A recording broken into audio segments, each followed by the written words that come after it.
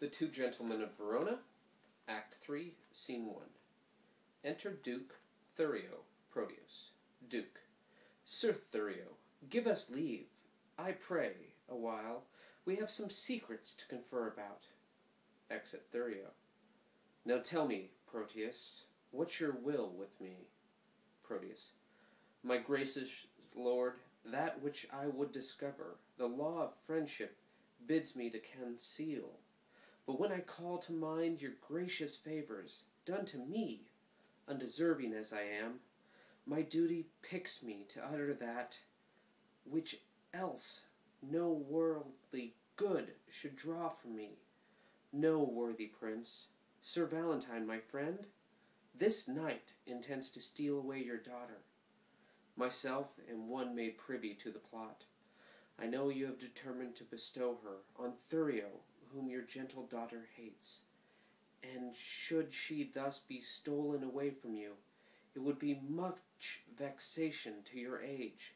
Thus, for my duty's sake, I rather choose to cross my friend in his attendant drift, than by concealing it heap on your head a pack of sorrows which would press you down, being unprevented, to your timeless grave. Duke. Proteus, I thank thee for thine honest care, which to requite command me while I live. This love of theirs myself have often seen, happily when they have judged me fast asleep, and oftentimes have proposed to forbid Sir Valentine her company and my court. But fearing lest my jealous aim might err, and so unworthily disgrace the man, a rashness that I ever yet have shunned, I gave him gentle looks, thereby to find that which thyself has now disclosed to me, and that thou mayest perceive my fear of this, knowing that tender youth is soon suggested, I nightly lodge her in an upper tower, the key whereof myself have ever kept, and thence she cannot be conveyed away. Proteus.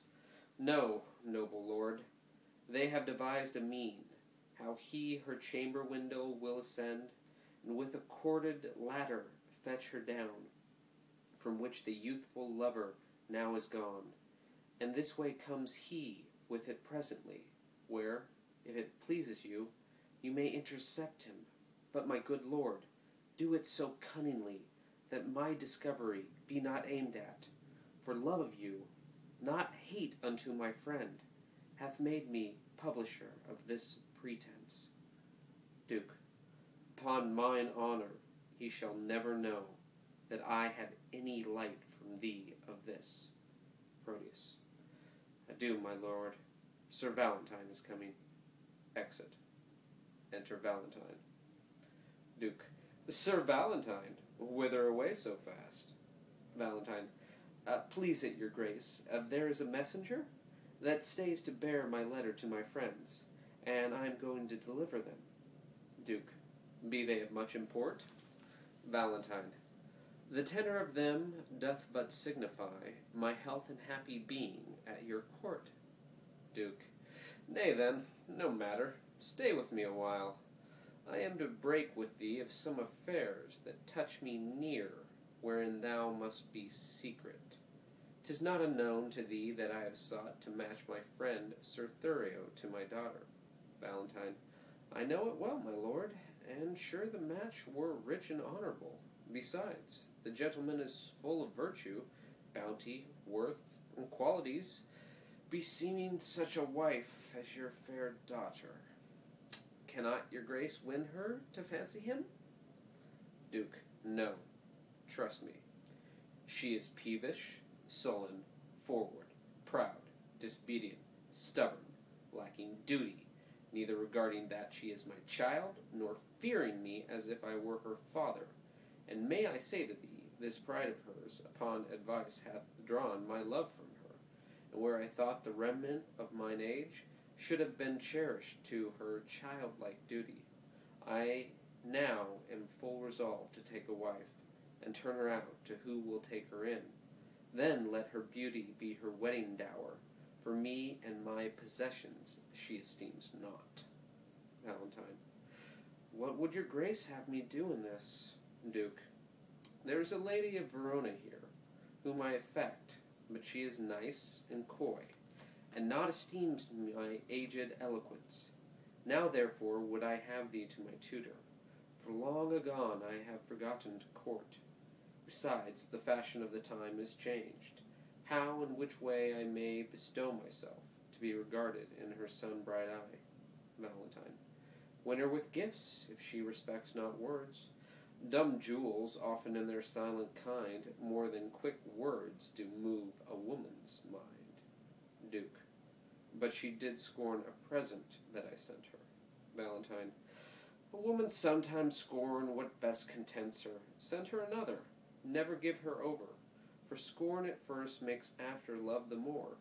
If she do frown, 'tis not in hate of you, but rather to beget more love in you.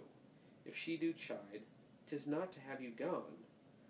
For why the fools are mad if left alone. Take no repulse, whatever she doth say. For get you gone, she doth not mean away. Flatter and praise, commend, extol their graces. Though ne'er so black, say they have angel faces. That man that hath a tongue, I say, is no man, if with his tongue he cannot win a woman. Duke. But she, I mean, is promised by her friends, unto a youthful gentleman of worth, and kept severely from resort of men, that no man have access by day to her. Valentine. Why then, I would resort to her by night. Duke. Ay, but the doors be locked, and keys kept safe, that no man hath recourse to her by night. Valentine. What lets but one may enter at her window? Duke. Her chamber is a loft, far from the ground, and built so shelving that one cannot climb it without apparent hazard of his life. Valentine. Why then, a ladder, quaintly made of cords, to cast up, with a pair of anchoring hooks, would serve to scale another hero's tower, so bold Leander would adventure it. Duke. Now as thou art a gentleman of blood, advise me where I may have such a ladder. Valentine. When would you use it? Pray, sir, tell me that. Duke. This very night, for love is like a child, that longs for everything that he can come by. Valentine.